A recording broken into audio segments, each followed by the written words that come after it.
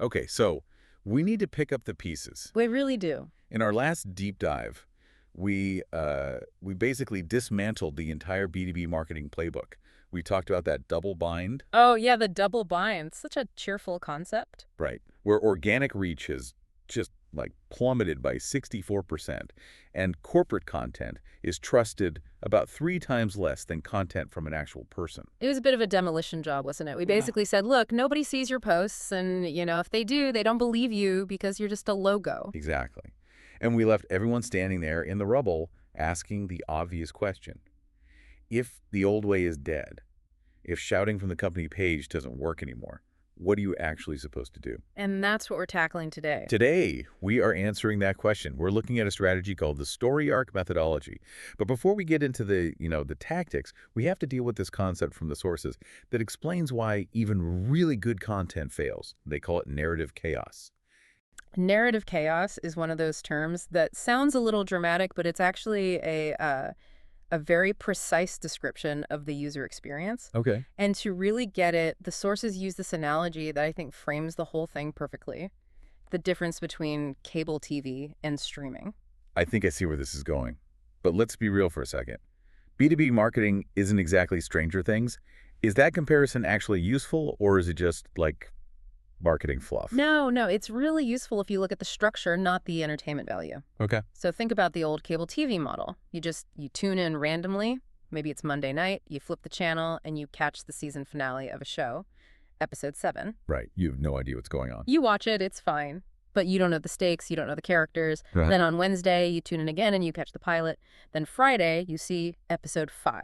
Okay, yeah, I follow. It's just a jumbled mess. You're seeing scenes, but you're not getting the story.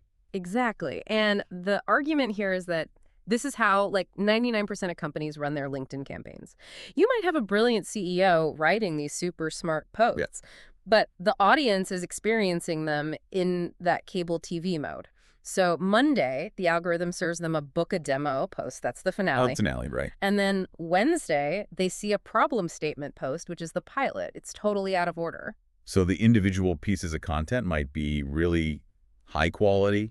The acting is good, so to speak, but the timeline is just completely scrambled. And that scrambling just breaks the logic. You are asking the buyer to piece together this really complex puzzle, what problem you solve, how you solve it, why they should even care, but you're giving them the pieces randomly. That's narrative chaos. So the fix, obviously, is to stop being cable and start being Netflix. Think Netflix, not cable. On a streaming platform, the platform controls the sequence. You watch episode 1, it hooks you. Episode 2 educates you. By the time you get to episode 7, the resolution, you've earned it. You're invested. Which brings us to the story arc methodology. The promise here is that we can take those random posts and turn them into a sequenced, bingeable campaign. Yeah. But I'm going to get specific. The sources lay out a pretty strict 7-episode framework. They do. And I don't want to just list them. I want to actually apply them. Okay, let's do it. Let's invent a company, a hypothetical company, so we can see how this works in practice. Let's say a SaaS company that helps businesses manage remote work compliance. Ooh, perfect. A dry topic. Super dry. High stakes, boring topic. Yeah. The absolute hardest kind to market. So episode 1, the source calls this the problem episode. Yeah. If I'm the CEO of that company, am I posting, hey, buy our compliance tool? No, absolutely not. And this is where most people fail, immediately. Okay. Episode 1 is never a pitch. The goal is tension. You just want the person scrolling to stop and go, wait, is that true? So for your remote work company, episode 1 isn't about your tool. It's about the risk. The headline might be something like, the era of digital nomad loopholes is closing. You talk about how governments are cracking down on tax residency. You don't mention your product at all. You just highlight the pain. You're just opening the wound. Okay. Episode 2, mechanism why. Right. Now, you educate on why the wound exists. You validate the problem. So the post might explain the technical shift, maybe new IRS regulations or some EU data laws. You're explaining the mechanism of the problem, and the reader's thinking, okay, this isn't just fear-mongering. This is structurally true. I deal with this. You're building empathy. Okay, episode 3, proof. You've scared them, you've explained why, and now you have to prove it's solvable. But again, it's not a pitch yet. Still no pitch. You show data. We analyzed 500 remote companies and found that those who automated residency checks saved $200,000 in fines. It's a data point that hints at a solution. And the reader thinks, wow, I didn't know you could solve it that way. Okay, now we're warming up. Episode 4, Mechanism how? Now you can get tactical. You've earned their attention. So you explain how the solution works. Not buy my software, but the only way to track this is through real-time IP monitoring combined with HR data. You position yourself as the expert who gets the mechanics. Episode 5. More proof. Reinforcement. You drop a specific case study. Company X faced a $1 million fine. They implemented the system. Fine went to 0. You're just removing all doubt. Episode 6. Application. Make it tangible. Here's what this looks like for your HR team specifically. You're bridging that gap between the theory and their daily reality. And finally, the season finale. Episode 7. Solution plus CTA. This is it. This is the only time you explicitly pitch, you invite action. If you want to close these loopholes, let's talk. And the theory is, because they've seen the other 6 episodes, they aren't thinking, who is this salesperson? Right. They're thinking, I get the problem, I believe the methodology, I trust this person, let's book the call. That distinction, earning the right to ask, that is interesting. But does it really work that way? Psychologically, I mean. We're assuming people remember episode 1 when they see episode 7. But people are, doom scrolling while waiting for coffee. Do they actually connect the dots? That's the skepticism I expected. And you're right, on a conscious level, they might not be keeping some kind of scorecard. But the sources argue that trust isn't a binary switch, it's a compound effect. Meaning why? Meaning, you don't scroll past one post and suddenly trust a total stranger. It happens in layers. Okay. Episode 1, you scroll past, maybe you pause for half a second, but then episode 2 hits your feed a few days later and your brain goes, wait, I know that face. That's the compliance guy. That little spark of recognition is everything. There's a great line in the research here. It says, recognition requires repetition. Repetition requires sequencing. Sequencing requires intention. That is the core philosophy right there. Buyers don't buy from the best content. We like to think they do, but they buy from names they recognize. Recognition feels like safety. And if you scramble the sequence, if you act like cable TV, you're just creating noise. You might get a like on a funny picture or a like on a data chart, but you aren't building a narrative about who you are and what you solve. The sources call the alternative the bad story arc, which is basically just check out our new feature. Then here's another feature, then buy your stuff. Right. That's just shouting at strangers. It's the equivalent of walking into a bar and asking someone to marry you before you've even introduced yourself. You haven't done the work. The 7-episode framework is just, it's dating. It's the courtship before the proposal. Okay, so the logic holds up, but now I have to be the buzzkill. This sounds beautiful in theory. Just show them episode 1, then episode 2. But we're talking about LinkedIn. The algorithm is a chaotic beast. It serves what it wants when it wants. You can't just politely ask it, hey, please show this to the CFO of Pepsi in this specific order. No, you certainly cannot. If you rely on organic reach for this, the strategy fails, period. You will never get the sequence right. So how do we fix it? This is where we move from the art of writing to the science of distribution. The sources introduce a mechanism they call the frequency squeeze. And it relies heavily on a specific ad format, thought leader ads. Okay, let's define that, because thought leader ad sounds like pure marketing jargon. It does, but it's a specific ad type on LinkedIn. Historically, if a company wanted to advertise, it had to come from the company page, the logo. Acme Core says buy this. Right. Thought leader ads let a company put money behind a post from a person. So the CEO posts that episode 1 we talked about, and the company pays to make sure it shows up in the right feeds, but it still looks like a personal post from the CEO. Got it. So it feels organic, but the distribution is actually paid. Exactly. And that paid distribution gives you control. That's how you execute the frequency squeeze. Okay, so walk me through the squeeze. How does it work? It starts with phase 1, saturation. You launch episode 1. And you don't just post it, you put ad spend behind it with a very, very high frequency target. The source suggests aiming for 30 impressions per person over 7 days. Whoa, hang on. 30 impressions in a week? Yeah. That's seeing the same person's face like 4 times a day. Isn't that stalking? Won't people get annoyed? It sounds super aggressive, doesn't it? I know. But you have to remember how passive social media consumption really is. Impressions just means it loaded on their screen. They might scroll past it 25 times without even registering it. You need that high frequency just to break through the attention filter. The goal isn't to annoy them. The goal is to reach a 70% audience penetration.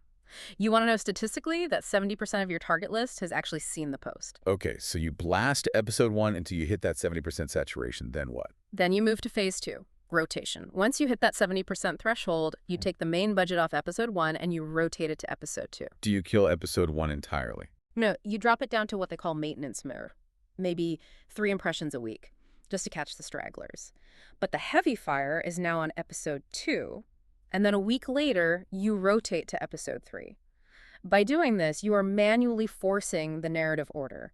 You're ensuring that before they see the pitch in episode 7, they have physically been served the problem and the proof in episodes 1 through 6. You're essentially fighting the chaos of the algorithm with brute force budgeting. That's a great way to put it. You are imposing order on a chaotic feed. It's not cheap and it's not easy, but it guarantees that narrative structure. Well, let's talk about the not cheap part. Yeah. Because as a business owner, I'm listening to this and I'm thinking, great, you want me to spend ad dollars to show people educational content that doesn't even pitch my product until week 7? Mm-hmm.